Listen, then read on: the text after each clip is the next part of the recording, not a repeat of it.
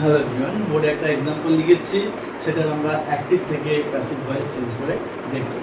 So দেখি প্রশ্নটা রয়েছে। এখানে প্রশ্ন রয়েছে, the news soft her. The news soft her. তাহলে এখানে আমরা সাবজেক্ট পেয়ে গেছি, ভার্ব পেয়ে গেছি, অবজেক্ট পেয়ে গেছি। তাহলে প্রথম কাজ অবজেক্টকে সাবজেক্ট করা। হার, তাহলে আমরা এখানে অবজেক্টিভ কেস বসাবো না, প্রথমে সেন্টেন্সের সাবজেক্টিভ কেস বসাতে হয়। হার কি থেকে হয়? সি থেকে। তাহলে প্রথমে আমরা বসিয়ে দিলাম সি।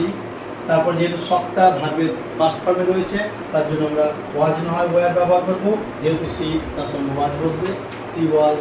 এবার বসিয়ে দিলাম ভার্বের 3 নম্বর ফর্ম সফট।